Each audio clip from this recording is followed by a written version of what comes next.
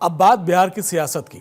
NDA में seat sharing से पहले जीतन राम मांझी ने एक बड़ा बयान दे दिया है। उन्होंने कहा कि अगर 15 सीट उन्हें नहीं मिली तो वो फिर 100 सीटों पर चुनाव लड़ेंगे।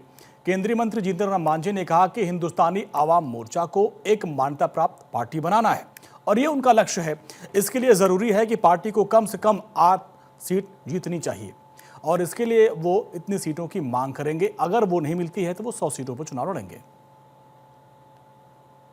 कहा है कि 2 विकल्प है हमारे सामने। एक विकल्प है, हम समझते हैं वो विकल्प होगा ही पूरा। हमको पहला तो यही है कि सीट उतना मान्यता प्राप्त होने लायक सीट मिल जाएगी।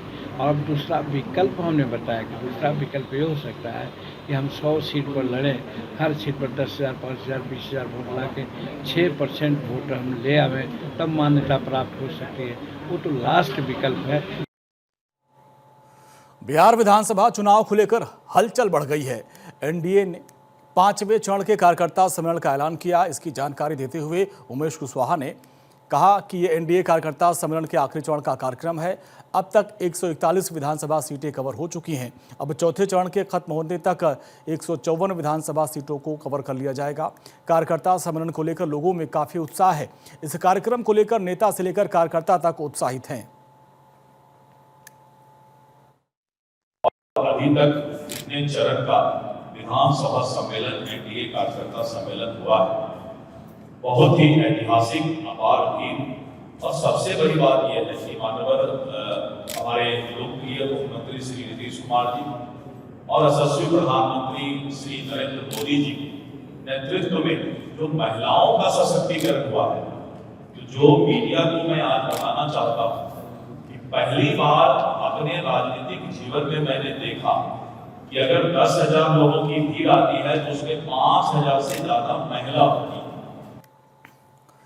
वहीं दिलीप जायसवाल ने कहा कि हमारे विरोधी सिर्फ सवाल खड़े करते हैं, लेकिन हमारी सरकार में सिर्फ और सिर्फ विकास के कार्य होते हैं।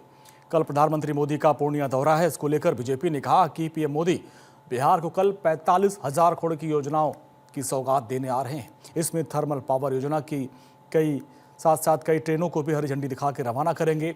कई सड़क योजनाएं भी हैं।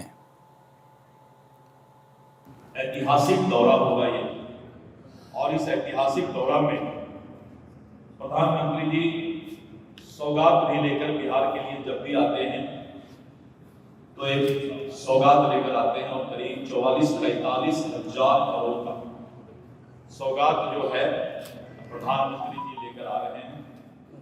और जिस तरह से रोड इंफ्रास्ट्रक्चर, रेल इंफ्रास्ट्रक्चर और हमारा जो है बिजली का जो बनना है, उसके लिए जो है थर्मल पावर, उड़ान योजना के तहत पूर्णिया एयरपोर्ट का जो उद्घाटन हो रहा है, ये सभी सपना बिहार के विकास के लिए जो पूरा हो रहा है,